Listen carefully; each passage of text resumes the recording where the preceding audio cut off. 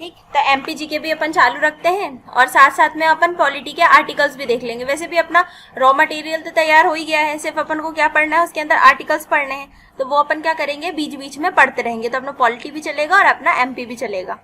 ठीक है। हाँ भाई, मध्य प्रदेश, हमारा मध्य प्रदेश, हम रहते कहाँ पर है, मध्य प्रदेश में। ठीक, तो मध्य प्रदेश की भौगोलिक स्थिति की अगर अपन बात करें तो वो कहां पर पड़ेगा। अगर देखो यहां पर हम क्या करते हैं, इंडिया का मैप,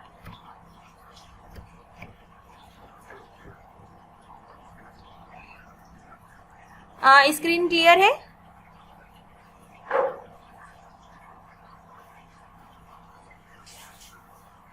बेटा स्क्रीन क्लियर है या नहीं? क्लियर है।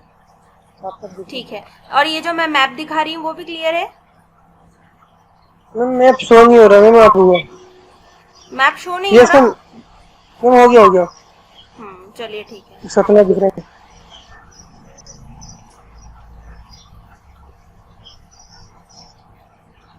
वेट,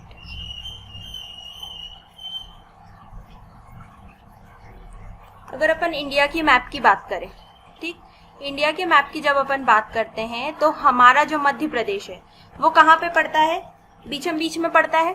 उस स्थिति के कारण जब हमारा मध्य प्रदेश हमारे पूरे देश के बीचों बीच में पड़ता है, इसीलिए इसे हिंदुस्तान का क्या कहा जाता है, हृदय राज्य भी कहा जाता है। मध्य में होने के कारण मध्य प्रदेश नाम दिया गया था। मध्य प्रदेश नाम का नामकरण किसके द्वारा किया गया था, पता है आपको? पंडित जवाहरलाल नेहरू। करेक्ट, पंडित जवाहरलाल नेहरू के द्वारा हमारे हृदय प्रदेश भी बोला गया है, उसने बोला गया उसके द्वारा।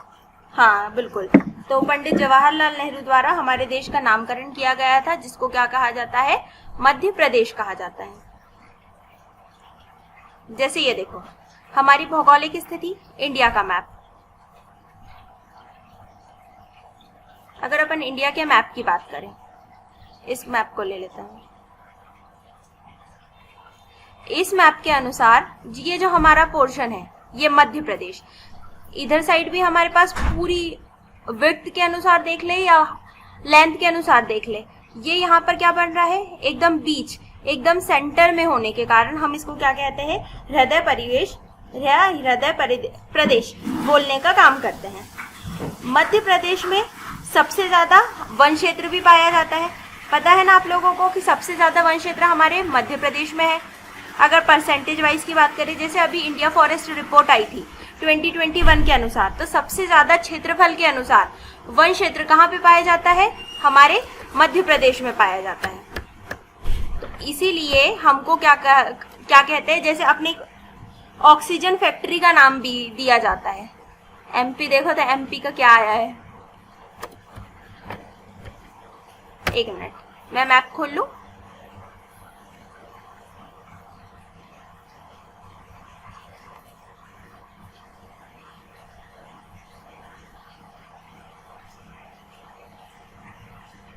ये क्लियर दिख रहा है ये वाला मैप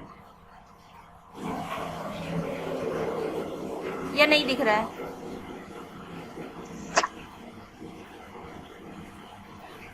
मैम डिस्ट्रिक्ट का नाम नहीं दिख रहा, बाकी दिख जा रहा है। अच्छा, ये वाला ये सब दिख जा रहा सब सब। चलिए ठीक है, इसको अपन पकड़ के अपने पेज पे ले जा लेते हैं।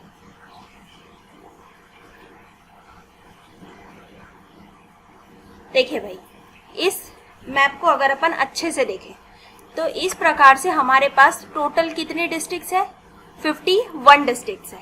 अगर हम यहाँ पर अपने 52 थे कि मैंने निवाड़ी को मिला के, ये सब निवाड़ी बनने का तो हम 52 हो गए होंगे। करेक्ट, निवाड़ी को मिला के 52 हो गए हैं। जैसे देखो अब आपने जब निवाड़ी का जिक्र कर ही लिया है, तो जब एग्जाम में क्वेश्चन आता है ना बेटा कि टोटल नंबर ऑफ जिले या डिस्ट्रिक्ट कितने हैं, तो वो वहां पर क्या कर देगा, आपको बोल देगा 2011 की जनगणना के अनुसार 2011 की जनगणना के अनुसार हमारे 51 ही होंगे। प्रदेश में कितने जिले हैं, तब आपका आंसर हो जाएगा 51। और अगर उसने Yes, बोल sir. दिया कि हमारे प्रदेश में, मध्य प्रदेश में जिलों की संख्या कितनी है, तब वहां पर आ जाएगा 52। आया समझ? यस सर, यस इस सर। प्रकार से क्या करता है, जो एग्जामिनर रहता है वो कंफ्यूज करने का काम करता है। जब 2011 में जनगणना हुई थी उसके अनुसार तो 51 है। निवाड़ी तो अभी जाके बना है, ये वाले इस पोर्शन पे बना है, ये यहाँ पर निवाड़ी का गठन हुआ है, लेकिन यस वो मैम, कब चिकन हुआ? नोट से अलग हो गए। 2018 में हुआ है। 2018, 1 अक्टूबर 2018। करेक्ट। तो बस हमारे 2011 की जनगणना के अनुसार। और देखो, जब तक हमारी नेक्स्ट जनगणना नहीं होती ना, जैसे 2011 में जनगणना हुई, अब हमारी नेक्स्ट जनगणना कब होनी थी, 2021 में होनी थी, लेकिन हमारी जनगणना हुई क्या? नहीं हुई।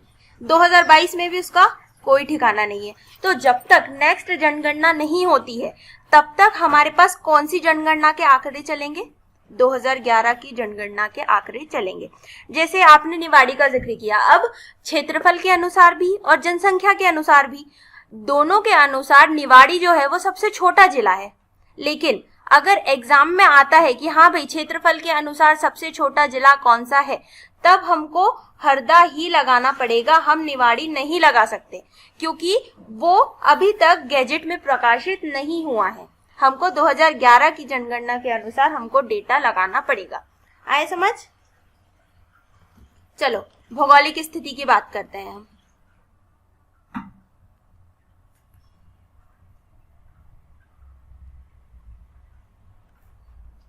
मध्य प्रदेश की भौगोलिक स्थिति। अब इस मैप को जरा ध्यान से देखिएगा, ठीक?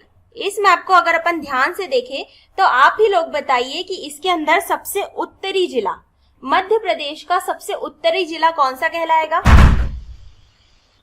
मुरैना। करेक्ट। मध्य प्रदेश का सबसे उत्तरी जिला मुरैना कहलाएगा,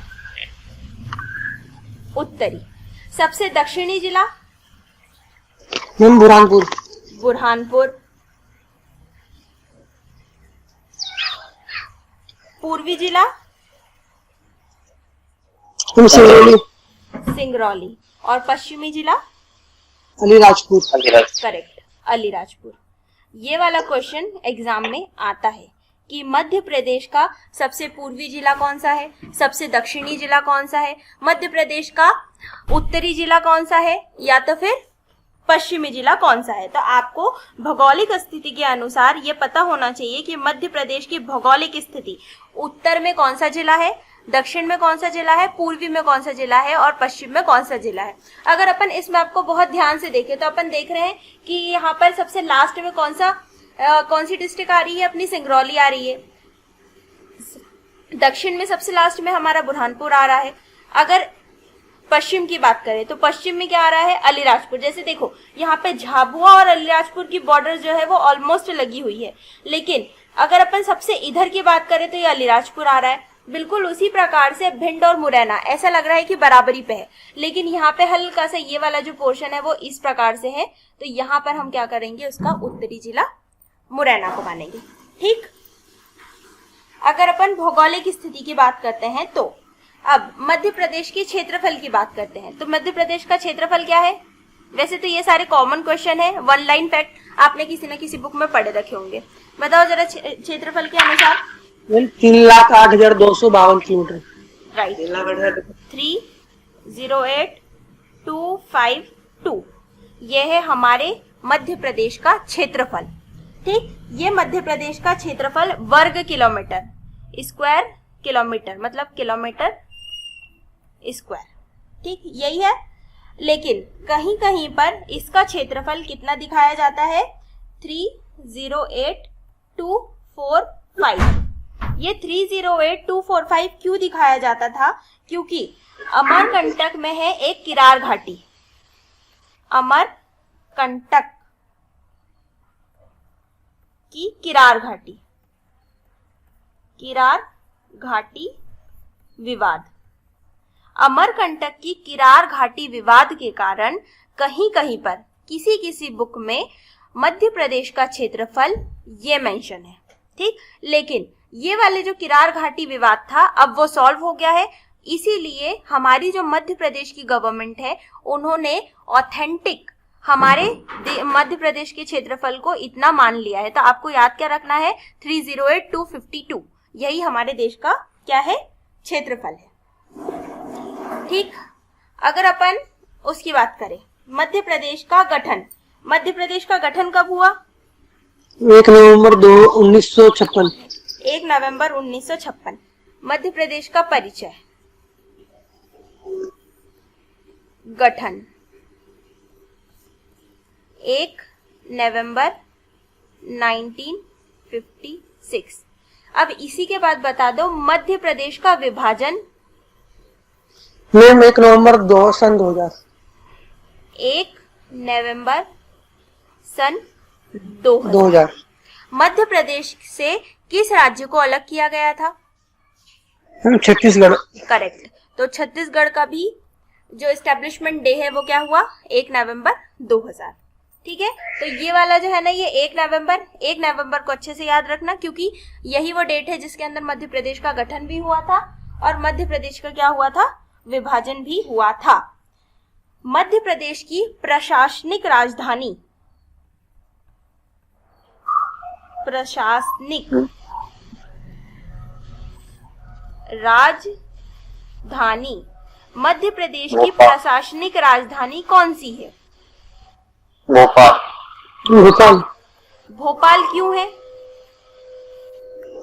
वहीं से प्रशासन, विधानसभा भवन वहीं है, सब मंत्रिमंडल वहीं बैठता है। करेक्ट, वहीं पर हमारे जितने भी प्रशासनिक कार्य हैं वो भोपाल से ऑपरेट होते हैं। हमारा जो विधानसभा है, हमारी जो विधान परिषद तो है ही नहीं हमारे राज्य में, हमारी जो विधानसभा है, प्रधानमंत्री, राज्यपाल, ये सारे के सारे व्यक्ति कहाँ पर बैठते हैं? भोपाल में बैठते हैं। इसी वजह से मध्य प्रदेश की प्रशासनिक राजधानी किसे कहा जाता है? भोपाल को कहा जाता है। उसी प्रकार से ऊर्जा राजधानी, ऊर्जा राजधानी, मध्य प्रदेश की ऊर्जा राजधानी किसे कहा जाता है? सिंगरौली। सिंगरौली को। ये सारी चीजें तो पढ़ रखी होगी ना कहीं एमपीकेएस में? हाँ, क्योंकि ये इसमें पढ़ लिया था। हाँ, ये इसके अंदर बेटा कुछ पढ़ाने लायक है नहीं, क्योंकि इसके अंदर तो बस नॉर्मल 1 लाइन फैक्ट ही है। इसको आप थोड़ी बता सकते हैं कि ऐसा करेंगे वैसा करेंगे। ठीक है, तो मध्य प्रदेश की ऊर्जा राजधानी कौन सी हो गई? सिंगरौली हो गई। सिंगरौली में भी एक प्लेस है, पता है आपको कौन सी? East point. East point? नहीं, हाँ ईस्ट पॉइंट है कुछ, सबसे पहले सूर्योदय वहां से होता है। अच्छा, सूर्योदय मध्य प्रदेश में, मध्य प्रदेश का, हाँ मध्य प्रदेश, मध्य प्रदेश का सूर्योदय वहां से होता है। ठीक है, हाँ। और एक पॉइंट है सिंगरौली से रिलेटेड, और एक बताओ पॉइंट। हाँ। हमारे देश की जो देशांतर रेखा है वो भी सिंगरौली से बिल्कुल पास से होकर गुजरती है। सिर्फ एक राज्य है हमारे मध्य प्रदेश का जिससे हमारी जो वो रेखा है, क्या बोलते हैं उसको हिंदी में? कर्क रेखा नहीं, माध्यान्ह रेखा। विषुवत रेखा। माध्यान्ह रेखा, टाइम जोन। माध्यान्ह रेखा जो है वो हमारे जीएमटी। कैसा? देशांतर जीएमटी बोलते शायद उसको, क्या बोलते टाइम जोन को? देशांतर रेखा या माध्यान्ह रेखा, जिसको टाइम जोन बोला जाता है। टाइम जोन, वो देखो भारत की माध्यान्ह रेखा कौन सी है? 82.5 डिग्री। 82.5 डिग्री पूर्वी देशांतर, पूर्वी देशांतर, पूर्वी देशांतर से होती है। यह मध्य प्रदेश के एकमात्र जिला, मध्य प्रदेश का एकमात्र जिला है, सिंगरौली के समीप से निकलती है। तो ये आपको क्वेश्चन आता है कि पूर्वी देशांतर रेखा मध्य प्रदेश के एकमात्र जिला कौन से जिले से होकर निकलती है? तो आपको पता होना चाहिए कि वो कौन सा जिला है, सिंगरौली है। बिल्कुल टच होकर निकलती है, लेकिन वो टच होती नहीं है। लेकिन अगर अपन बात करें कि अगर इस प्रकार का क्वेश्चन आता है तो सबसे ईस्ट में कौन सा जिला पड़ता है? सिंगरौली पड़ता है। इसकी वजह से 82.5 डिग्री ईस्ट क्या करती है? सिंगरौली को ऑलमोस्ट टच करती है। ठीक है, चलो मध्य प्रदेश की सांस्कृतिक राजधानी, मैम जबलपुर। जबलपुर। सांस्कृतिक राजधानी जबलपुर। ठीक है, ये सारी चीजें याद करने की है। आप लोग क्या करेंगे, इसको याद कर लेंगे। वैसे तो याद होगी, ऐसा लग रहा है आप लोगों की बातों से, आप दोनों को छोड़ के। शिरीन आई नहीं है शायद। स्वाति, याद है आपको? यस मैम, ये पता है कुछ। अच्छा, अजय? मैम मैंने नहीं पढ़ा है अभी तक। अच्छा, चलिए ठीक है, जो पढ़ा रही हूँ वो आप नोट करते जाइए, याद कर लीजिएगा।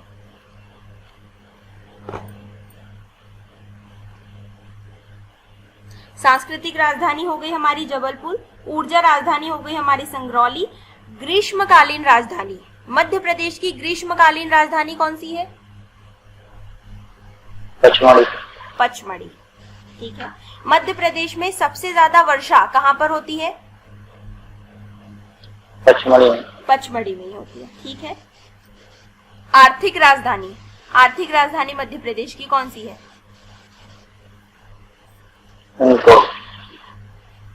इंदौर। इंदौर को मिनी मुंबई भी कहा जाता है। इंदौर मध्य प्रदेश की आर्थिक राजधानी या खेल राजधानी। आपको क्वेश्चन ये भी आ सकता है कि मध्य प्रदेश की खेल राजधानी कौन सी है, तो खेल राजधानी और आर्थिक राजधानी दोनों ही क्या है? इंदौर है। और इंदौर को क्या कहा जाता है?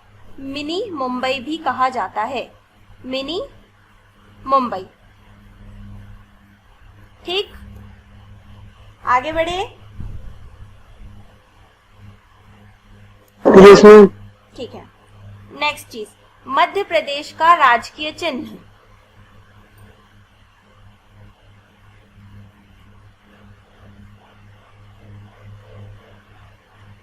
राजकीय चिन्ह देखा है आप लोगों ने? मध्य प्रदेश का राजकीय चिन्ह शायद भारत में है नहीं। कैसा? चिन्ह में मैम उसमें बरगद का पेड़ रखा है और सांची के 24 स्तूप बने, सांची के बौद्ध स्तूप। ठीक, और गेहूं और धान की जो डाली है और बरगद का पेड़ है उसके अंदर। ठीक है, बिल्कुल सही। एक बार दिखा देते हैं, इससे नहीं पता वो देख ले। MP मध्य प्रदेश का सिंबल।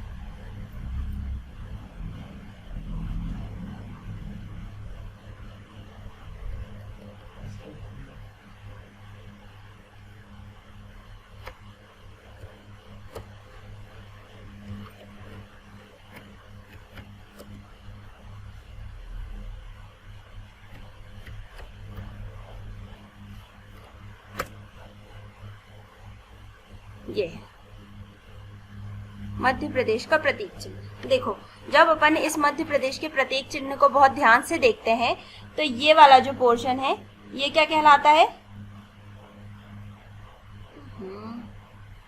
एक मिनट। हाँ,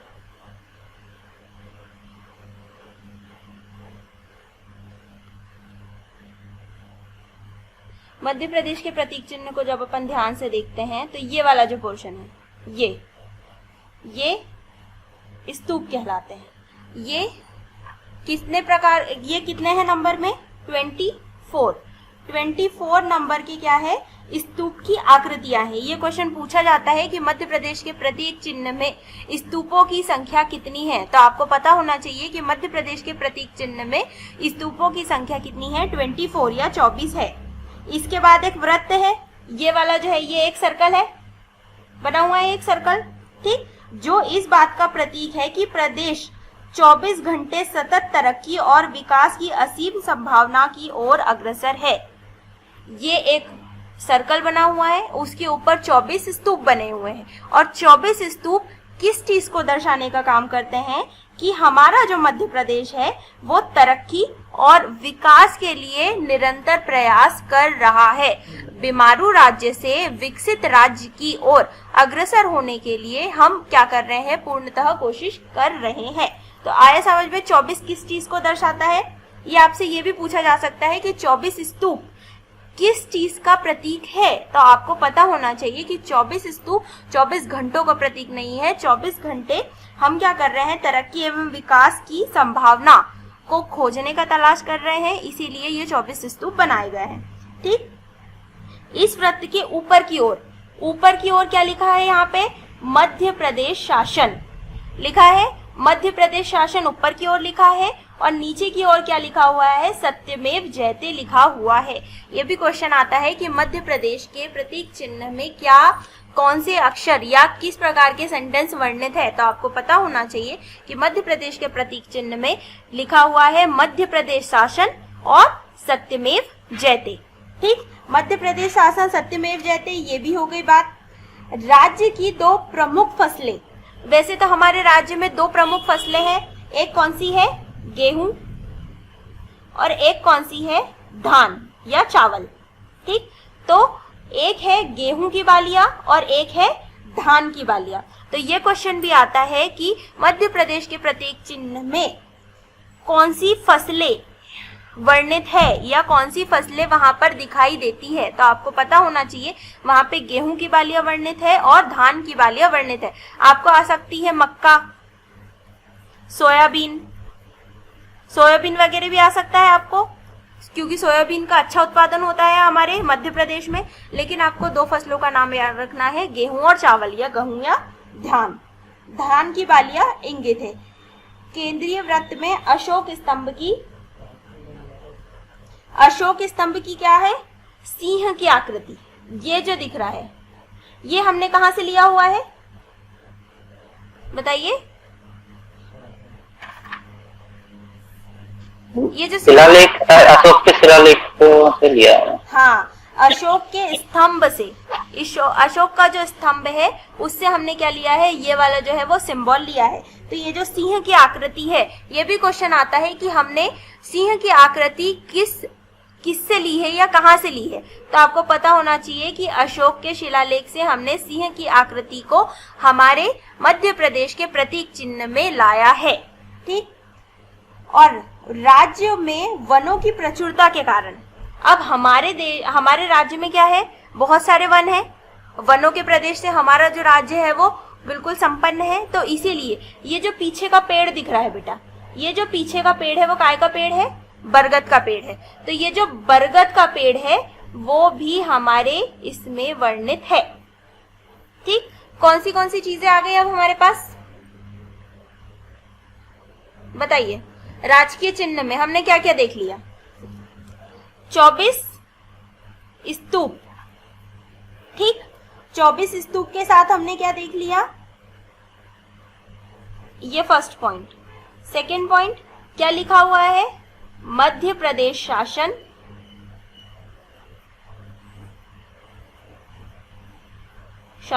और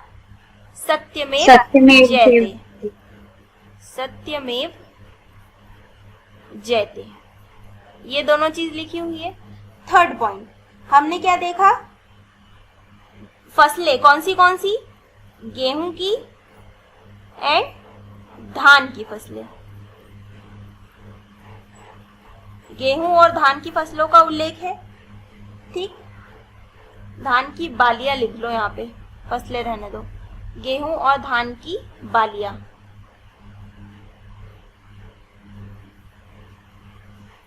ये जो फसल है इनका नाम बस याद रखना कि 2 ही फसलें हैं, गेहूं और धान। सिंह की आकृति,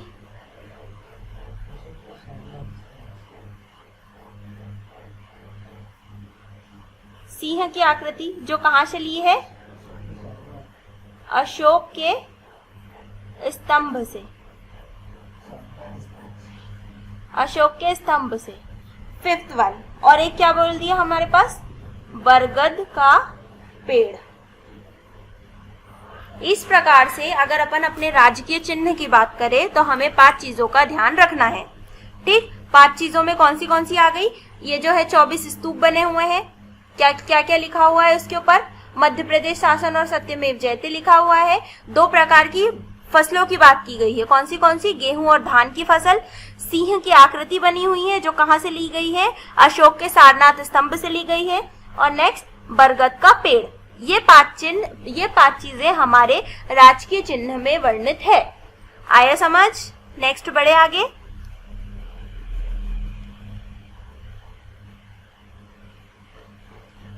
बोलोगे? हाँ मैम। इसके प्रतीक बरगद किसका प्रतीक है, इनके प्रतीक भी बता दीजिएगा। इनके प्रतीक, मैं सॉरी समझ नहीं पाई आपका क्वेश्चन क्या। हाँ, ये मतलब जैसे तरक्की के प्रतीक है ये 24 स्तूप और ये सब आप बता रहे थे ना, ये हाँ मैं लिख नहीं पा। नहीं, बस ये जो 24 स्तूप है ना उनके बारे में बोला गया है। और देखो बरगद, ये बरगद को हमने क्यों लिया? बरगद क्योंकि हमारे देश में प्रचुरता से पेड़ है, और ये जो बरगद है वो ट्रॉपिकल फॉरेस्ट, मतलब हमारे देश, हमारे मध्य प्रदेश में जो पेड़ पाए जाते हैं उसमें जो बरगद है वो हमारा राजकीय वृक्ष भी है। इसकी वजह से राजकीय वृक्ष होने के कारण भी हमने राजकीय चिन्ह में उसको ऐड किया हुआ है। ठीक, तो और ये जो 24 स्तूप है ना इसके बारे में आप पूछ रहे हो, तो वो मैं बता देती हूँ कि 24 स्तूप बोल देती हूँ, आप लोग लिख लीजिए। 24 घंटे सतत तरक्की,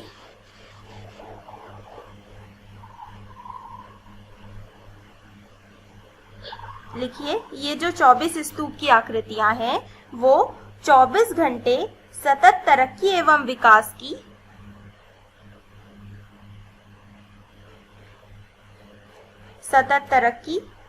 विकास की असीम संभावनाओं की ओर अग्रसर है।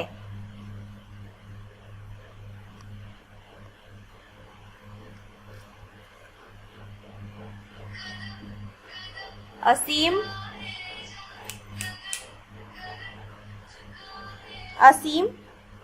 संभावनाओं की ओर अग्रसर है।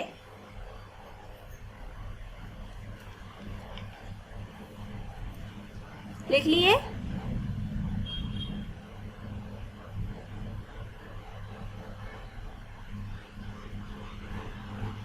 हाँ मैम, डबल से बोलूं या हो गया कंप्लीट? हो गया। चलिए ठीक है। मध्य प्रदेश का राजकीय चिन्ह अब हमने पढ़ लिया। अब हम मध्य प्रदेश का राजकीय पुष्प के बारे में बात करते हैं। राजकीय पुष्प, सभी लोगों ने पढ़ा होगा राजकीय पुष्प क्या है? लिली। लिली? बेटा लिली तो बहुत सारे प्रकार के रहते हैं, नीले, गुलाबी, व्हाइट कलर वाला। करेक्ट, आपको बोलना पड़ेगा व्हाइट लिली, सफेद लिली। Yes ma'am. सफेद लिली राजकीय पुष्प कौन सा है? सफेद लिली। इसको भी दिखा देते हैं एक बार देखने से ज्यादा अच्छे से याद होती है चीजें।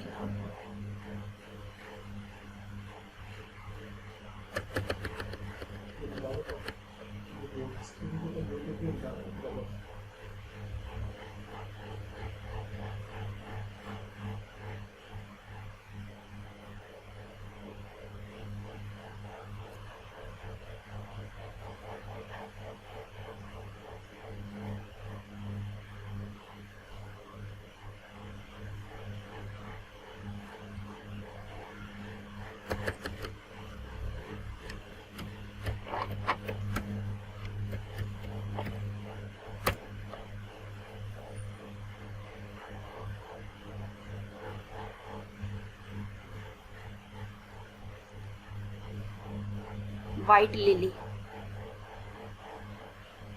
ये देखो,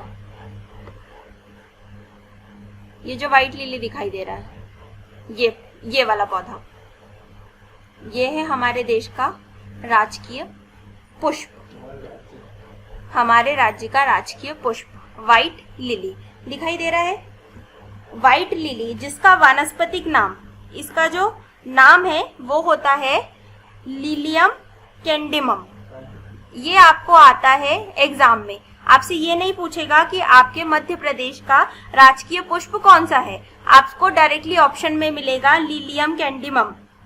तो इसीलिए आपको इनके साइंटिफिक नेम को भी याद रखना जरूरी है। देख लिया व्हाइट लिली कैसा दिखता है? चलिए ठीक है, अब जब देख लिया है तो इस पे आते हैं अपन व्हाइट लिली। इसका साइंटिफिक नेम कैसा हो गया? साइंटिफिक नेम लिलियम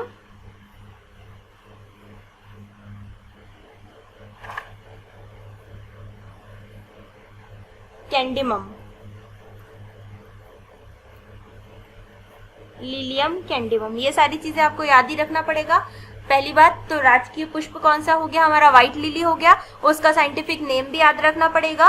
नॉर्मल आ जाएगा, व्हाइट लिली है, लेकिन अगर क्वेश्चन का लेवल या एग्जाम का लेवल थोड़ा सा बड़ा हुआ, जैसे अब उन्होंने कॉमन क्वेश्चन पूछना बंद कर दिया, अब आपसे नहीं पूछेंगे कि हाँ भाई राजकीय मछली कौन सी है, राजकीय पुष्प कौन सा है, अब वो आपसे साइंटिफिक नेम पूछने लगे हैं। इसीलिए आपको पुष्पों का भी और जितने भी हमारे एनिमल्स है इन सबके साइंटिफिक नेम को याद रखना बहुत जरूरी है। तो हमको राजकीय पुष्प का भी नाम याद रखना है। क्या है राजकीय पुष्प का नाम?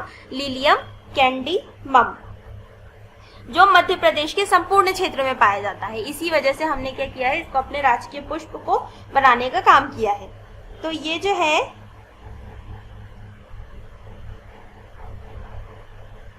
चलो राजकीय पुष्प कंप्लीट हुआ। राजकीय पुष्प के बाद हम राज्य पक्षी देखते हैं। राज्य का पक्षी कौन सा है? पैराडाइज फ्लाई कैचर, शाहबुलबुल। Paradise flycatcher. और एक और नाम है उसका, दूधराज। दूधराज या सुल्ताना बुलबुल। शाह बुलबुल, करेक्ट। शाहबुलबुल। शाह बुलबुल या साइंटिफिक नेम क्या हो गया उसका? Paradise flycatcher. Paradise fly catcher.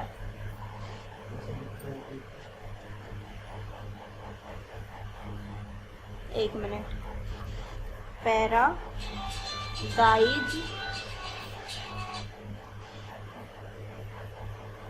Fly catcher. Paradise flycatcher. अब हम देख लेते हैं इसको कि किस प्रकार का दिखता है ये।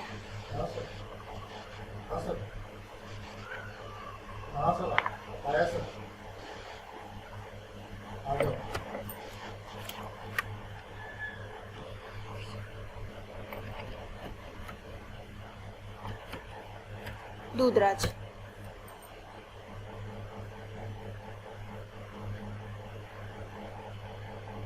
Indian paradise fly catcher.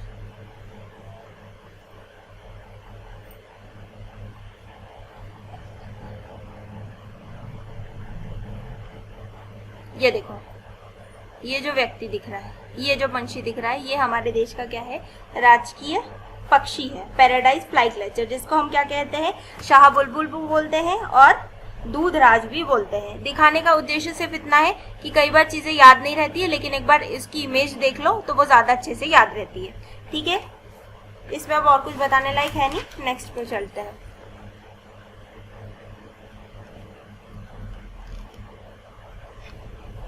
Next one, अब हम देखते हैं राजकीय नृत्य। नृत्य कौन सा है? राई।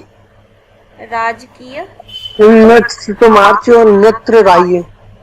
करेक्ट। राजकीय नृत्य। नृत्य और नाट्य में क्या अंतर है आदर्श? नृत्य में एक डांस हो गया एक प्रकार का, और नृत्य में एक प्रकार का नाटक हो गया। अच्छा ये तो ठीक है, नृत्य का मतलब डांस ही होता है और नाट्य का मतलब नाटक ही होता है। मतलब मैं थोड़ा सा कॉमन डिफरेंस पूछ रही थी कि किस प्रकार से आप डिफरेंशिएट करेंगे उसको। चलिए ठीक है। राजकीय नृत्य क्या है आपने बताया अभी? राई। राई की विशेषता बताइए, पता हो तो। ये नहीं पता। देखो, राई मध्य प्रदेश का क्या है? राजकीय नृत्य है।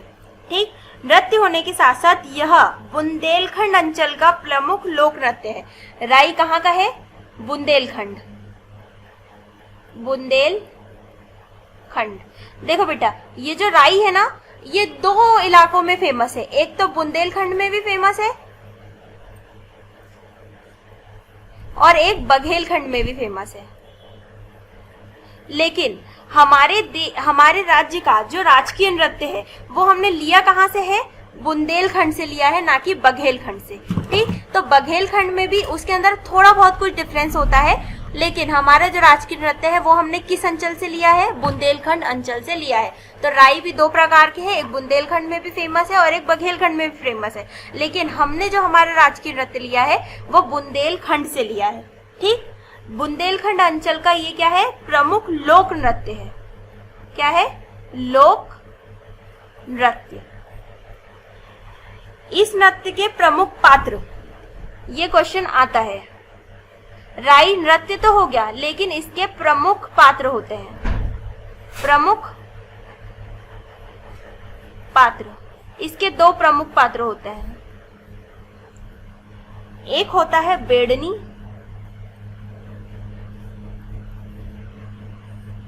और एक होता है विदूषक। एक होता है बेडनी और एक होता है विदूषक। ये आपको क्वेश्चन आते हैं कि बेडनी का संबंध किससे है या विदूषक किस नृत्य में परफॉर्म करते हैं, तो आपको पता होना चाहिए कि बेडनी और विदूषक का संबंध किससे है? राई लोक नृत्य से है। बेडनी, बेडनी। ठीक, तो राजकीय नृत्य क्या हो गया? राई बघेलखंड का नहीं, कहाँ का? बुंदेलखंड का। बुंदेलखंड में क्या है? एक लोक नृत्य के रूप में इसको परफॉर्म किया जाता है। इसमें दो प्रमुख पात्र होते हैं। कौन से होते हैं? एक बेडनी होता है और एक विदूषक होता है। और एक और चीज आती है कि राई को परफॉर्म कब किया जाता है? राई को परफॉर्म कब किया जाता है? जैसे बच्चों ने जन्म लिया है, विवाह हो गया है, या तो फिर अब अगर अपनी कोई इच्छा पूरी हो गई है, तो हम क्या करते हैं? उन सारी फेस्टिवल्स को या उन सारी खुशियों को सेलिब्रेट करने के लिए इस राई नृत्य को परफॉर्म किया जाता है। कहाँ पर? बुंदेलखंड अंचल में। इसीलिए हमने मध्य प्रदेश का राजकीय नृत्य किसे चुना है? राई को चुना है। ये भी लिख लो कि किस अवसर पे किया जाता है। अवसर कौन से हो गए? जैसे बच्चों का जन्म हो गया, बच्चों के जन्म पर करेंगे, विवाह आदि में करेंगे, या तो फिर किसी भी प्रकार का जो भी खुशी वाला माहौल है, उस प्रकार के अवसर पर हम क्या करते हैं? इस राई को परफॉर्म करने का काम करते हैं। आया समझ? नेक्स्ट पे चले।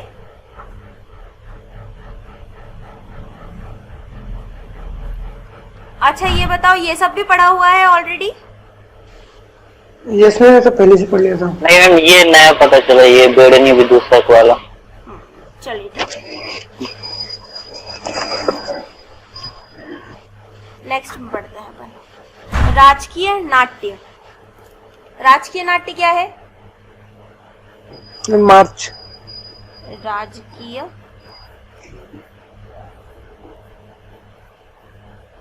नाट्य, अभी आपने बताया क्या है? मार्च। किस अंचल में फेमस है? बताइए, मार्च किस अंचल में फेमस है?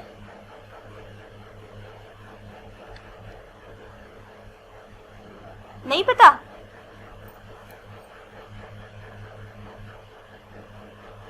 बताओ सुमित। नहीं पता सर, मालवा में, मालवा या नेवाड़ में। मार्च मालवा, म ऐसे करके याद रख लेना, ठीक है। मार्च जो है वो कहाँ पर प्रसिद्ध है? मालवा अंचल में प्रसिद्ध है। स्वाति समझ में आ रहा ना बेटा? हाँ मैम, बस कुछ वर्ड समझ नहीं आ रहा है। अरे तो बोलो ना कि कौन से शब्द समझ में नहीं आ रहे हैं। आप बोलोगी नहीं तो मुझे कैसे पता चलेगा कौन से शब्द समझ में नहीं आए? बताओ। मैम वो बेडनी को इंग्लिश में बेडनी लिखा आएगा देखो, पेपर जब में। अपन एमपी पढ़ते हैं ना, तो एमपी में सारी ही चीजें जो हिंदी में लिखी रहती है ना, वो वैसी की वैसी इंग्लिश में ही आती है। जैसे अब अगर अपन इसको इंग्लिश में लिखेंगे ना बेटा, तब अपन उसको हिंदी में, जैसे मैंने बेडनी लिखा था, तो अगर मैं उसको इंग्लिश में लिखूंगी ना, तो मैं उसको BEDNI लिख दूंगी। बस इतना ही डिफरेंस होता है। और कोई डिफरेंस नहीं होता। तो देखो जब अपन इस प्रकार की बात करेंगे ना, जब मुझे लगेगा कि इंग्लिश में वो चीज़ अलग है और हिंदी में वो चीज़ अलग है, तो मैं आपको इंग्लिश में भी बताऊंगी, ठीक। लेकिन अब देखो जैसे यहाँ पर राजकीय नाट्य है, तो आपको यही माच, अब माच को तो माच ही बोलेंगे, अब माच को तो मैं हिंदी में इंग्लिश में कुछ नहीं बोल सकती, मालवा को मैं मालवा ही बोलूंगी। इसी वजह से मैं ये वाली जो चीज़ है वो हिंदी में लिखा रही हूँ, क्योंकि हिंदी में ज़्यादा अच्छे से याद भी होगा और ज़्यादा अच्छे से समझ में भी आएगा, क्योंकि जितने भी सारे शब्द है वो हिंदी के अंदर अच्छे से डिस्क्राइब भी किए हुए हैं, और नॉर्मली एमपी में हिंदी चलती है, इसकी वजह से उसकी जो हिस्ट्री है, ज्योग्राफी है, सारी की सारी चीज़ें हिंदी में बहुत अच्छे से डिफाइंड है। अब जो चीज समझ में नहीं आएगी, जो चीज अलग लगेगी आपको, वो आप मुझसे पूछ लेना, तो मैं आपको बता दूंगी, ठीक है। Yes ma'am. ओके, हेमा समझ में आ रहा है क्या पढ़ रहे हैं हम? यस मैम आ रहा है। चलिए ठीक है। कहाँ पे थे भाई हम? माच पे। माच जो है, माच वो किस अंचल में फेमस है? मालवा अंचल। मालवा अंचल का प्रसिद्ध लोक नाट्य है, क्या है? माच। मालवा अंचल का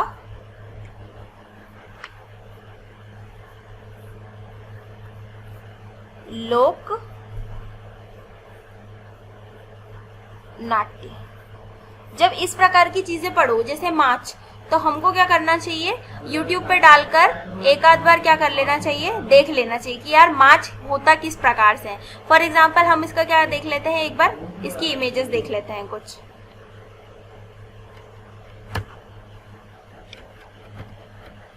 माच, माच मालवा।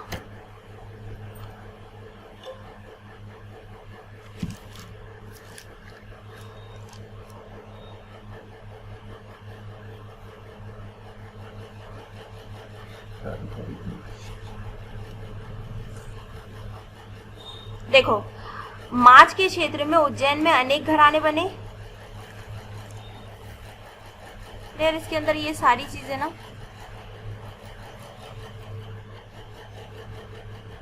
एक मिनट रुको जरा, ढूंढने दो।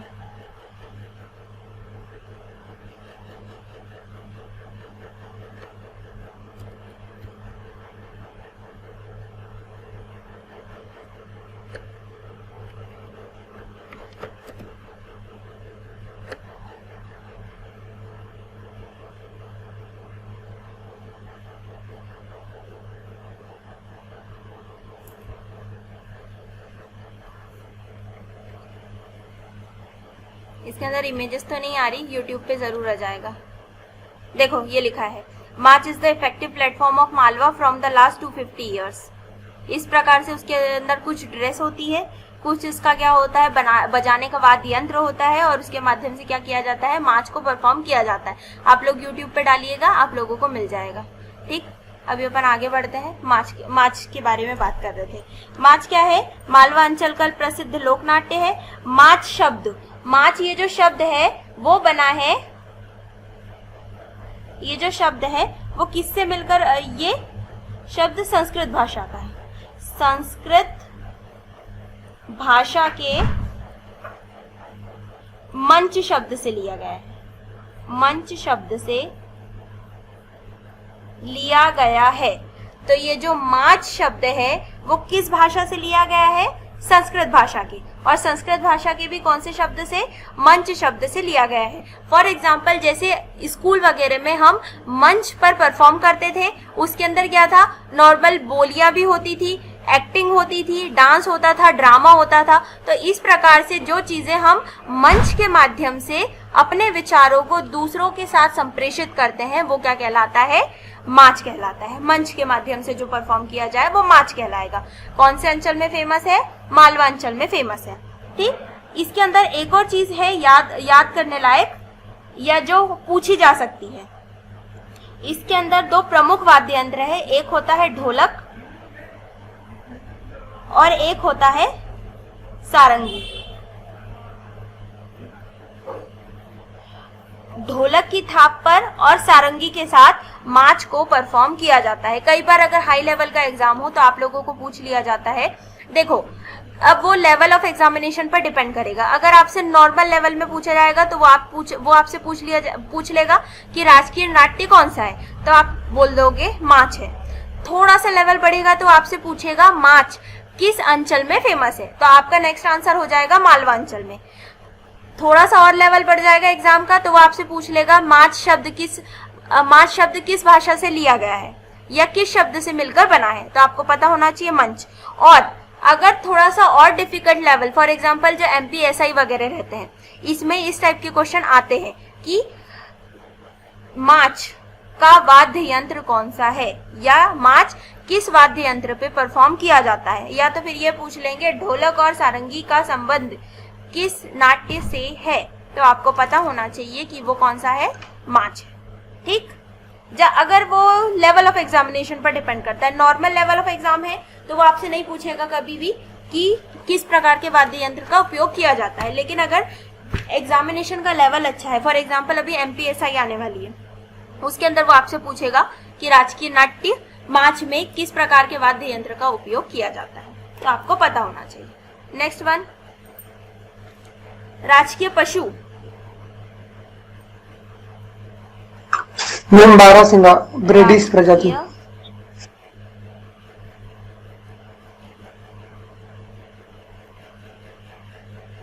राजकीय पशु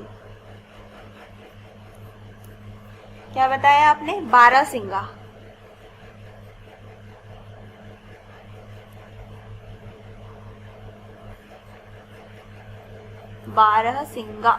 बारहसिंगा, ठीक, जिसका वैज्ञानिक नाम क्या हो गया, साइंटिफिक नेम, नाम ही बहुत गजब का है उसका तो, लेकिन याद तो करना पड़ेगा क्योंकि आएगा। दिल लिख के बताती हूँ, रुसवर्स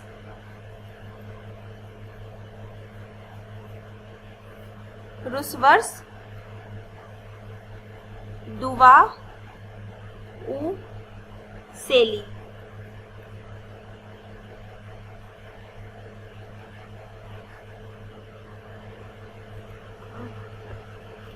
याद रखने में आई नो परेशानी जाएगी, लेकिन याद रखना पड़ेगा क्योंकि एग्जाम में यही सारी चीजें आजकल पूछने लगे हैं। कंपटीशन का लेवल इतना ज्यादा हाई है कि वो आपसे नहीं पूछेगा कि बारहसिंगा क्या है, वो आपसे डायरेक्टली साइंटिफिक नेम पूछेगा और आपको पता होना चाहिए। तो क्या है इसका साइंटिफिक नेम, रुसवर्स दुआउसेली। रुसवर्स दुआउसेली, 2-4 बार बोलना, हो सकता याद हो जाए। ठीक है, ये कौन सी जाति का है, ब्रेडरी जाति का, ब्रेडिस, राइट। ये सबको पता होता है और ये क्वेश्चन आते भी एग्जाम में, और ये क्वेश्चन आया भी है, इसकी वजह से नॉर्मल लोगों को सभी को पता है। ब्रेडरी प्रजाति से बिलोंग करता है कौन, बारहसिंगा, ब्रेडरी प्रजाति से। इंपॉर्टेंट साइंटिफिक नेम है, साइंटिफिक नेम याद रखना। मध्य प्रदेश में बारहसिंगा मुख्यतः कहाँ पाया जाता है, कान्हा किसली राष्ट्रीय उद्यान या कान्हा किसली नेशनल पार्क में मुख्य रूप से बारहसिंगा पाया जाता है। एक बार हम इसकी इमेज देख लेते हैं तो शायद क्लियर हो जाए आपको।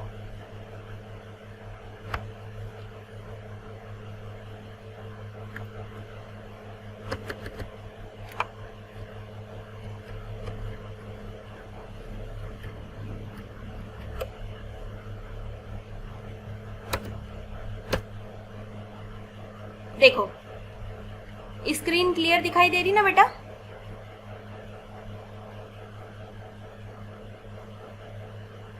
हाँ या नहीं, यस मैम। चलिए ठीक है। इस प्रकार से ये देखिए, ये जो इसके सींग है वो कितने बड़े बड़े और कितने ज्यादा टिपिकल टाइप के हैं। कई बार ये वाले जो सींग है वो उन्हीं के लिए खतरा बन जाते हैं जब कहीं से निकलने की बारी आती है। तो ये वाले जो सींग है उनके, वो खुद ही किसी न किसी पेड़ में या झाड़ियों में फंस जाते हैं, और जो फिर ये जो व्यक्ति है ये उन सींगों को उससे नहीं निकाल पाता और शिकार होने की संभावनाएं ज्यादा रहती है। तो ये जितने ब्यूटीफुल दिखते हैं, कई बार ये जो सींग है उन्हीं के लिए खतरा बन जाते हैं। ठीक है, तो ये जो बारहसिंगा है वो कौन सी प्रजाति, ब्रेडरी प्रजाति, और इसका वैज्ञानिक नाम क्या हो गया? रुस्वर्स दुआउसेली। रुस्वर्स दुआउसेली बारहसिंगा का क्या हो गया? साइंटिफिक नेम हो गया। तो मुख्यतः कहाँ पाया जा रहा है ये? कान्हा किसली नेशनल पार्क में मुख्य रूप से पाया जाता है। ठीक, नेक्स्ट आगे बढ़े। Yes ma'am. अच्छा एक बात बताओ, इसके अंदर कुछ नया मिल रहा है या जो ऑलरेडी पढ़ चुके हो वही वाली चीजें हैं? ये सब तो पढ़ लिया पहले ही। पढ़ लिया था? यस अच्छा, मैम। आपने पढ़ लिया और बाकी लोगों ने? मैम हमने नहीं थोड़ा थोड़ा नया मिल रहा है कुछ पॉइंट। अच्छा आदर्श, आपने पहले भी पढ़ा है एमपी पूरा? यस मैम, एमपी में पूरे 52 जिले और नर्मदा नदी पूरा कंप्लीट है। अच्छा, और सुमित आपने? हाँ मैम, पूरी नदियाँ पूरी कंप्लीट है, ज्योग्राफी में पहाड़ और ये सारे खंड। अच्छा, वो आपका टीओ का पेपर है, इस पर्सपेक्टिव से पढ़ा होगा आपने। हाँ अच्छा, स्वाति आपने? हम थोड़ी बेसिक नॉलेज ही पता थी। अच्छा चलिए ठीक है। हेमा आपको? हम अभी पढ़ रहे हैं। चलिए ठीक है। जिसने नहीं पढ़ा वो भी पढ़ो, जिसने पढ़ रखा है वो भी पढ़ो, क्योंकि एग्जाम जब मैं अपन एग्जाम में क्वेश्चन सॉल्व करने बैठते हैं तो वहीं पर बहुत ज्यादा कंफ्यूज हो जाते हैं। जब पढ़ते हैं तब ऐसा लगता है कि आता है, लेकिन जब एग्जाम में क्वेश्चन लगाते हैं तो यही साइंटिफिक नेम जब 2-3 इकट्ठे आ जाएंगे साथ में, तब आप कंफ्यूज हो जाओगे कि किसको क्या बोला जाता है। ठीक है,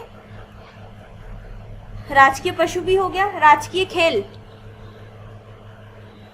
मलखंब। राजकीय खेल कब शामिल किया गया था? 25वीं वर्षगांठ पर मध्य प्रदेश की। कैसा? मध्य प्रदेश की 25वीं वर्षगांठ पर। मध्य प्रदेश की 25 नहीं सॉरी, नहीं ये 2013 में किया। हाँ वो पशु बेटा, पक्षी 25वीं पेड़ थे। जब वर्षगांठ हुई थी ना, तब पशु हमने पक्षी क्या पेड़ किया थे। था? पशु को, राज्य के पक्षी को और राज्य के वृक्ष को, इन तीनों को ऐड किया था, ना कि राजकीय खेल को। तो राजकीय खेल को हमने कब अपनाया था? 10 अप्रैल। ये जो डेट है ना, वो भी याद रखना, 10 अप्रैल 2013। 10 अप्रैल 2013 को हमारे राज्य का राजकीय खेल घोषित किया गया था, और वो क्या होता है? मलखंब। मध्य प्रदेश का राजकीय खेल मलखंब है। इसे राजकीय खेल 10 अप्रैल 2013 को घोषित किया गया था। ठीक, और मलखंब के लिए कौन सा पुरस्कार दिया जाता है? प्रभाष जोशी पुरस्कार। ये क्वेश्चन आता है कि प्रभाष जोशी पुरस्कार का संबंध किस खेल से है? तो आपको पता होना चाहिए कि प्रभाष जोशी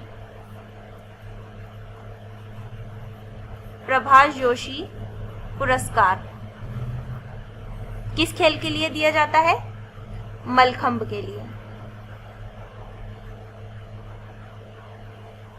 प्रभाष जोशी पुरस्कार मलखंब के लिए दिया जाता है। ठीक, एक करंट अफेयर का क्वेश्चन। हाल ही में मलखंब अकादमी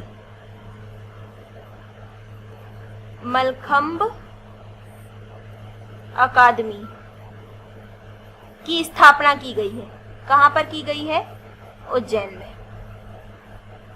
हाल ही में मलखंब अकादमी की स्थापना कहां पर की गई है? उज्जैन में की गई है। क्लियर? आगे बढ़े, एक बार मलखंब भी देख लीजिए।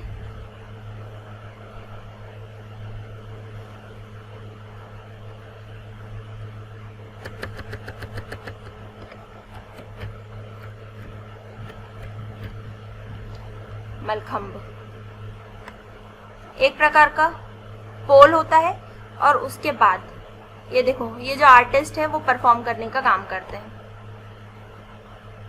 फॉर एग्जाम्पल दिस वन दिखाई दे रहा है, ये प्रॉपर इमेज। इस प्रकार से क्या करते हैं? मलखंब को परफॉर्म करने का काम करते हैं। बहुत ही ज्यादा हार्ड प्रकार का गेम है ये। इसके अंदर हमारी जो पूरे बॉडी के पार्ट्स है, वो पूरी बॉडी के एक एक पार्ट्स की एक्सरसाइज हो जाती है। तो ये वाला जो गेम है वो क्या कहलाता है? मलखंब, जिसको हमने अपना राजकीय क्या करा है? खेल घोषित किया है। ये देखो, देख रहे हैं आप लोग पोजीशन? कितनी खतरनाक खतरनाक पोजीशन है इसके अंदर। ये देखिए, ये कहलाता है मलखंब। मलखंब अकादमी की स्थापना कहाँ की जा रही है, बता दो। उज्जैन। उज्जैन में, करेक्ट। चलो आगे बढ़े। राजकीय वृक्ष, वृक्ष क्या है, अभी बताया था थोड़ी देर पहले, बता दो जल्दी से। बरगद का। राइट, राजकीय वृक्ष क्या हो गया, बरगद। अब बरगद का पेड़ तो सभी लोगों ने देखा, उसको दिखाने की जरूरत नहीं है शायद। इसका साइंटिफिक नेम होता है ficus, ficus, ficus ban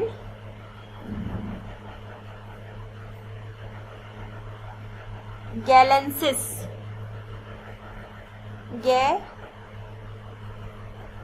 गैलेंसिस, ficus benghalensis. ये क्या है, बरगद का क्या है साइंटिफिक नेम, साइंटिफिक नेम। 2-4 बार बोलना, ficus benghalensis, ficus benghalensis. किसका साइंटिफिक नेम है, बरगद का। ठीक है, बहुत ही अजीब अजीब से नेम है, लेकिन याद तो करना पड़ेगा। आदर्श याद है क्या ये नाम,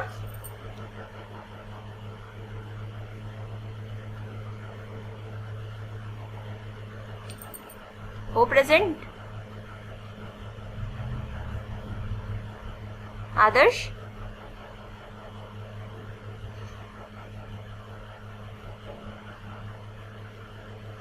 छोड़ो, चलो ठीक है। फाइकस बैन गैलेंसिस राजकीय वृक्ष है क्या, बरगद। उसका साइंटिफिक नेम याद रखना, फाइकस बैन गैलेंसिस। राजकीय मछली कौन सी है, महाशीर। महाशीर। राजकीय मछली, अभी आपने बताया क्या है, महाशीर। महाशीर, लेकिन एग्जाम में महाशीर नहीं पूछा जाता, एग्जाम में आपको पूछा जाता है टॉर क्या है। ये क्वेश्चन मैंने देखा है कि एक बार आया था कि बताइए टॉर क्या है, तो उन्होंने लिख दिया था हाथी, घोड़ा, मछली या पेड़। इस प्रकार के क्वेश्चन भी हमारे जो व्यापम वाले हैं वो नॉर्मली पूछ लेते हैं। ठीक, तो आपको पता होना चाहिए कि टॉर क्या है। टॉर क्या है, एक मछली है। महाशीर का जो साइंटिफिक नाम है वही क्या है, टॉर। महाशीर का क्या वानस्पतिक नाम या वैज्ञानिक नाम, वैज्ञानिक नाम, वानस्पतिक नहीं वैज्ञानिक नाम। महाशीर का वैज्ञानिक नाम क्या है, टॉर है। इसे टाइगर ऑफ वाटर भी कहा जाता है। क्या बोला जाता है इसे, टाइगर ऑफ वाटर। वाटर की टाइगर किसे कहा जाता है, महाशीर मछली को कहा जाता है। महाशीर का वैज्ञानिक नाम क्या है, टॉर है। ठीक है, यह मुख्यतः कहाँ पाई जाती है, नर्मदा नदी में पाई जाती है। यह मुख्यतः नर्मदा रिवर में पाई जाती है। कौन सी मछली, महाशीर मछली। इसे 2011 में, कब, 2011 में राजकीय मछली का दर्जा दिया गया था। कब, 2011 में राजकीय मछली का दर्जा दिया गया था। इस प्रकार से आपको महाशीर के बारे में 3 से 4 चीजें याद रखना है। जैसे राजकीय मछली कौन सी हो गई हमारी, महाशीर हो गई। महाशीर का वैज्ञानिक नाम क्या हो गया, टॉर हो गया। महाशीर को टाइगर ऑफ वाटर भी कहा जाता है। मेनली कहाँ पाई जाती है, नर्मदा रिवर में पाई जाती है। और इसे राजकीय मछली का दर्जा कब दिया गया था, 2011 में दिया गया था। क्लियर हुई इतनी चीजें, हाँ कि नहीं? Yes ma'am. चलिए ठीक है, मैं अभी जितनी चीजें बता रही हूँ वो मैं पूछने भी वाली हूँ। ठीक है ना, किसी को कोई परेशानी तो नहीं? नहीं। ओके, रुकिए जरा।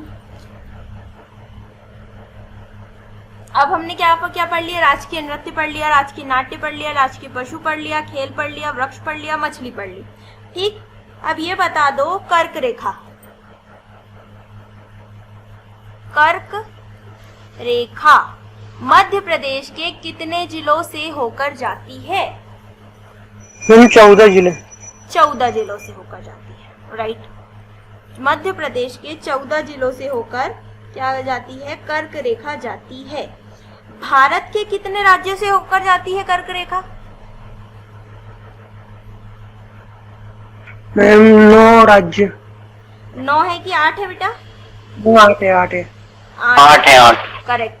और भारत के कितने राज्य? भारत के 8 राज्यों से होकर जाती है।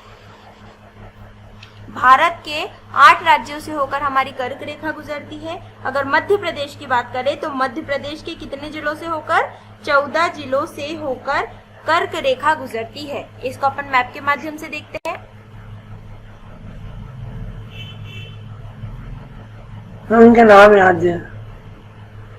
नाम याद नहीं है? मैम याद है नाम उनके। बोल दीजिए तो फिर फटाफट। रतलाम, उज्जैन, आगरमालवा, राजगढ़, भोपाल, सीहोर, विदिशा, रायसेन, सागर, दमोह, ठीक, मैम जबलपुर, कटनी, उमरिया और शहडोल। वेरी गुड, बहुत अच्छी बात है। अगर आपको याद है तो होने चाहिए, क्योंकि नाम आपको लोकेशन भी याद होगी फिर तो एमपी की। Yes ma'am. है ना? एमपी का मैप के अनुसार क्या हो गया? सर एमपी के में भी आ जाता है, मतलब आसानी नहीं है याद करने में। चलिए ठीक है, अच्छी बात है। अगर याद है तो बहुत अच्छी बात है, क्योंकि याद रहना चाहिए।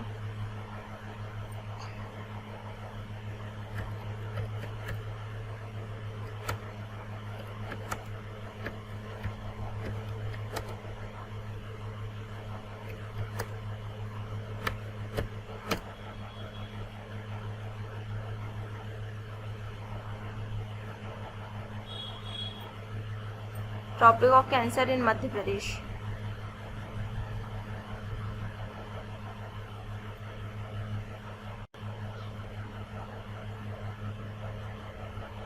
जो ढूंढो वो गूगल पे कभी नहीं मिलता।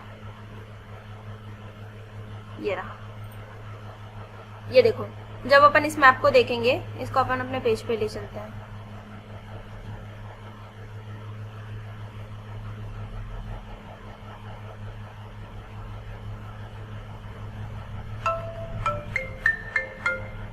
एक मिनट बेटा, हाँ कॉल आ रहा है।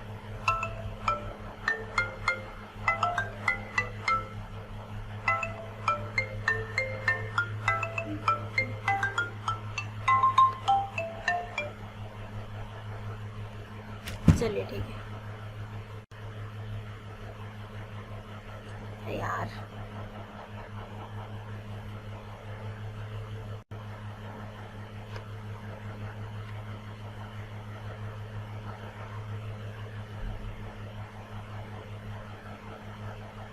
Move to the current.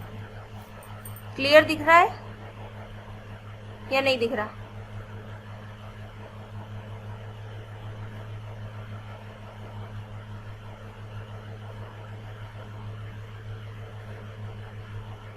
अभी देखो, 14 राज्य।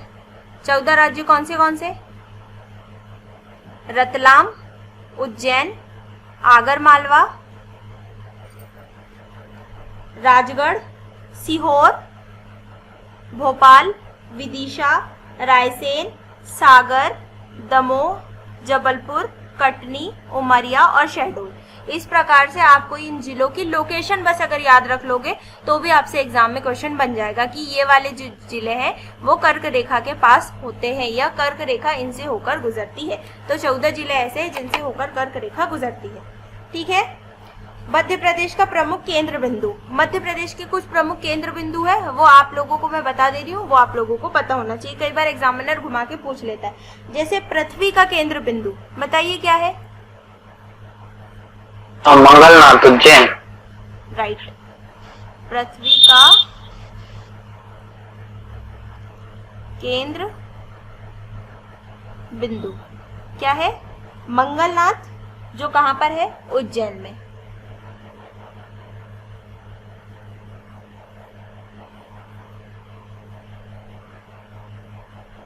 उज्जैन में, ठीक।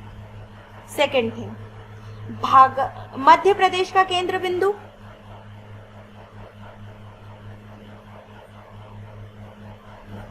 सागर। ठीक है, मध्य प्रदेश का केंद्र बिंदु क्या कहलाता है? सागर कहलाता है। अखंड भारत का केंद्र बिंदु?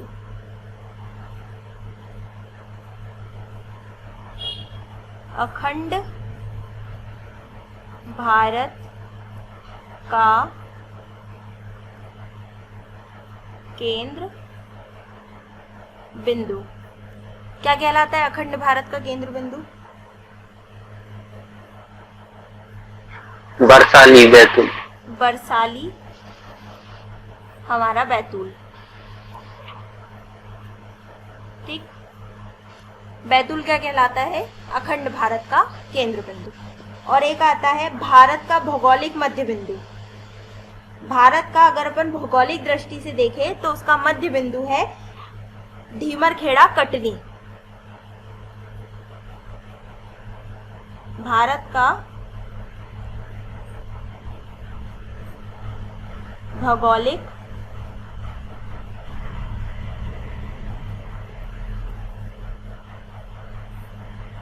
मध्य बिंदु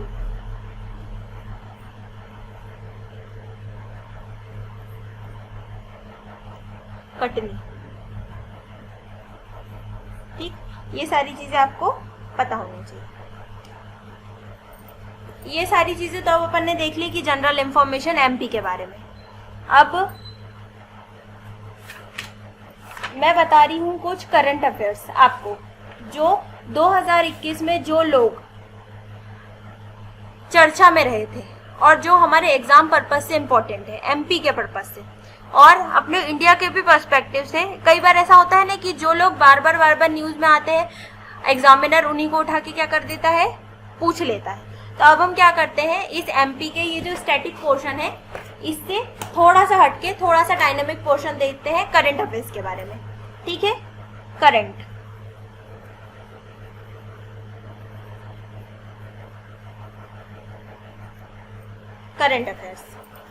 अफेयर्स में क्या देख रहे हैं हम? Personalities in news.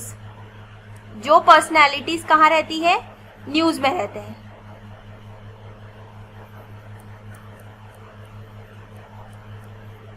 Personalities in news जो पूरे 2021 में न्यूज में रही है, हम उनके कुछ शख्सियत को देखने वाले हैं, ठीक। फॉर एग्जाम्पल, पहला नाम ले रही हूं मैं राम सेवक शर्मा। राम सेवक शर्मा, पता है आपको इनके बारे में कुछ? किसी को भी? एनीवन? अरे नहीं बोल दो तो मैं आगे बताऊं। नो मैम, नहीं पता। चलिए ठीक है। राम सेवक शर्मा, इन्हें नेशनल हेल्थ अथॉरिटी का नया सीईओ बनाया गया है। काय का? नेशनल हेल्थ अथॉरिटी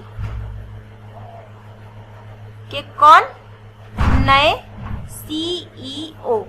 ये क्वेश्चन आ सकता है कि नेशनल हेल्थ अथॉरिटी के नए सीईओ किसे बनाया गया है। अब बात ये आती है कि ये क्वेश्चन आ क्यों सकता है? ये क्वेश्चन इसलिए आ सकता है क्योंकि कोविड-19 के दौरान सिर्फ मेडिकल से रिलेटेड सारी चीजें हुई है। तो जितने भी इम्यूनाइजेशन प्रोग्राम चले हैं, हमें जो टीकाकरण वाला प्रोग्राम चला है, हम सभी को ये प्रधानमंत्री जन आरोग्य योजना, आयुष्मान भारत योजना, तो ये सारी जो योजनाएं हैं वो कंडक्ट कराने का काम कौन करता है? नेशनल हेल्थ अथॉरिटी करती है। इसीलिए ये वाला क्वेश्चन क्या हो जाता है? इम्पोर्टेंट हो जाता है। या ये जो राम सेवक शर्मा जी है वो इम्पोर्टेंट इसीलिए हो जाते हैं क्योंकि ये नेशनल हेल्थ अथॉरिटी के नए सीईओ बनाए गए हैं। अब नेशनल हेल्थ अथॉरिटी क्यों इम्पोर्टेंट है? क्योंकि हमारी जो आयुष्मान भारत योजना है आयुष्मान भारत, जो अभी चल रही थी प्रधानमंत्री जन आरोग्य योजना पीएमजे, ये किसके अंतर्गत काम करती है? ये भी क्वेश्चन आ सकता है कि प्रधानमंत्री जन आरोग्य योजना किस अथॉरिटी के अंतर्गत काम करती है। आपको ऑप्शन में मिल जाएगा ministry of health and family welfare, परिवार कल्याण मंत्रालय, लेकिन आपको एग्जाम में पता होना चाहिए कि पीएमजे किसके अंतर्गत काम करती है? नेशनल हेल्थ अथॉरिटी के अंतर्गत काम करती है। और अभी जितने भी टीकाकरण वगैरह के कार्यक्रम चलाए गए थे वो भी किसके माध्यम से चलाए गए थे? नेशनल हेल्थ अथॉरिटी के माध्यम से चलाए गए थे। इसीलिए इन व्यक्ति का नाम याद रखना, राम सेवक शर्मा। और ये व्यक्ति इसीलिए भी इम्पोर्टेंट है क्योंकि जब आधार आया था, आधार कार्ड, तब UIDAI के क्या बनाए गए थे? इनको प्रथम अध्यक्ष बनाए गए थे। ये व्यक्ति UIDAI के प्रथम अध्यक्ष बनाए गए थे। क्लियर हुआ? राम सेवक शर्मा जी, राम सेवक शर्मा नेशनल हेल्थ अथॉरिटी के नए सीईओ बनाए गए हैं। आधार कार्ड जब आया था तब UIDAI के प्रथम अध्यक्ष किसे बनाया गया था? राम सेवक शर्मा को। नेक्स्ट पे पहुंचे अपन।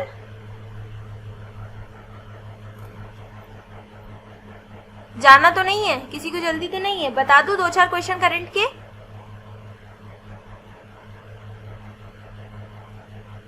Yes ma'am. चलिए ठीक है,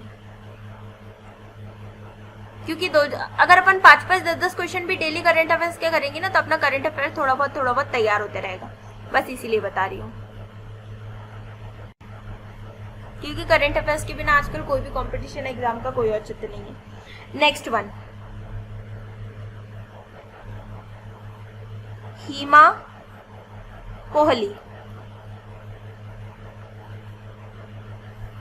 हिमा कोहली, अब ये जो मैडम है वो इम्पोर्टेंट इसीलिए है क्योंकि पहली बात तो ये सुप्रीम कोर्ट की क्या है? महिला जज है,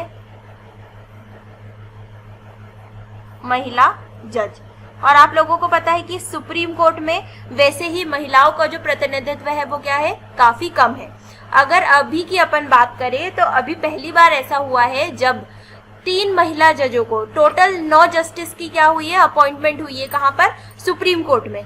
और सुप्रीम कोर्ट में 9 जस्टिस की अपॉइंटमेंट के साथ ही 3 महिला जजों की नियुक्ति हुई है, 3 वुमेन जजेस। और उन वुमेन जजेस के नाम हैं हिमा कोहली,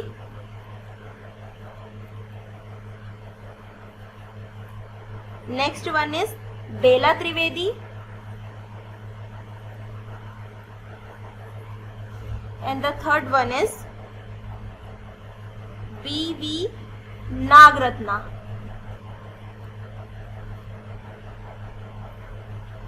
अच्छा एक बात बताओ कि सुप्रीम कोर्ट में जज मतलब जो चीफ जस्टिस है वो किस प्रकार से डिसाइड होते हैं?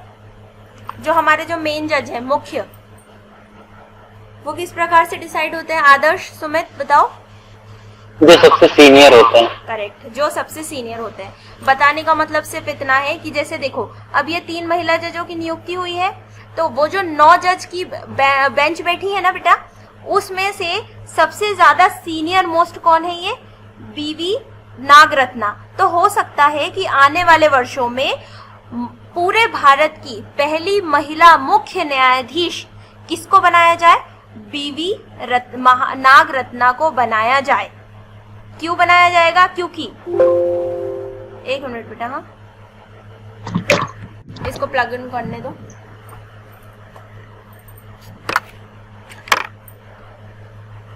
यार रहने दो, अब ऑलमोस्ट ऑफ करते हैं। BV नागरत्ना को क्योंकि ये जो हमारी जस्टिस की बेंच बनी है उसके अंदर जो सबसे सीनियर है वो कौन है? BV नागरत्ना है।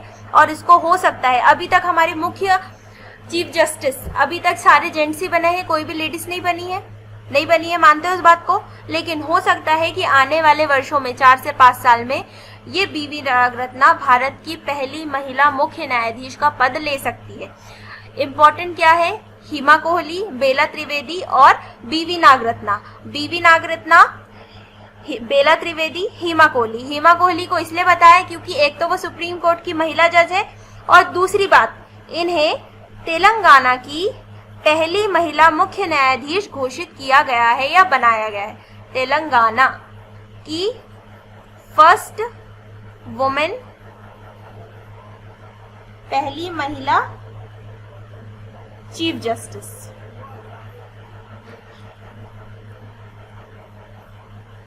आया समझ में आप मैंने ये क्वेश्चन क्यों बताया है आप लोगों को? ये तो आप नोट डाल के लिख लीजिएगा इस प्रकार के क्वेश्चन, क्योंकि कई बार आ जाते हैं। पहली बार ऐसा हुआ है कि 3 महिला जजों की नियुक्ति हुई है सुप्रीम कोर्ट में। दूसरी बात, हिमा कोहली क्यों इम्पोर्टेंट है? क्योंकि उसे तेलंगाना की पहली चीफ जस्टिस बनाया गया है। ठीक, तेलंगाना हाईकोर्ट की? जी, तेलंगाना हाईकोर्ट की। और ये पहली हाईकोर्ट की पहली चीफ जस्टिस फातिमा बीबी है ना? फातिमा बीबी है, लेकिन सुप्रीम कोर्ट की पहली महिला जज है वो। सुप्रीम कोर्ट की पहली महिला जज फातिमा बीबी है। और जो आप बोल रही हो सुप्रीम ना, कोर्ट की है? हाँ जी, सुप्रीम कोर्ट की है। और हाई कोर्ट की पहली महिला जज है लीला सेठ। लीला सेठ। हाँ, अगर आपको नोट डाल के लिखना है तो आप लोग लिख लीजिए, सुप्रीम कोर्ट की पहली महिला जज। ऊपर कहीं भी, जैसे ये पेज रहता है ना, तो ऊपर थोड़ा सा या तो फिर इधर बाजू में, या तो इधर बाजू में, या तो फिर ऊपर साइड में थोड़ा सा ब्लॉक खाली रहने दिया करिए। और यहाँ पर जैसे अब मैंने बोला कि सुप्रीम कोर्ट की फर्स्ट वुमेन चीफ जस्टिस, तो आप फर्स्ट वुमेन जस्टिस, तो आप क्या करो, यहाँ पर छोटे से पॉइंट में लिख लो। कई बार हम जो इतना सारा पढ़ते हैं उसमें से क्वेश्चन नहीं आते, लेकिन जो हम नोट डालकर लिखते हैं उसमें से क्वेश्चन आ जाते हैं। ठीक, तो लिख लो, सुप्रीम कोर्ट की पहली महिला जज कौन है? फातिमा बीबी।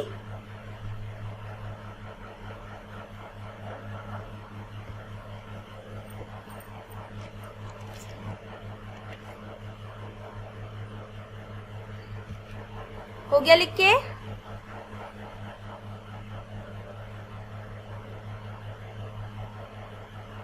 हाँ मैम।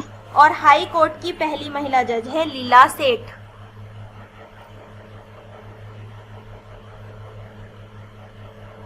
हाई कोर्ट की पहली महिला जज लीला सेठ।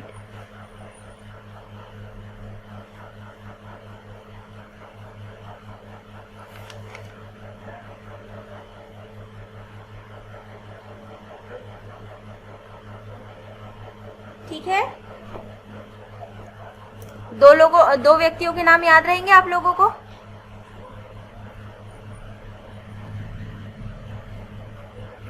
तो फिर नेक्स्ट क्लास हम कल करेंगे।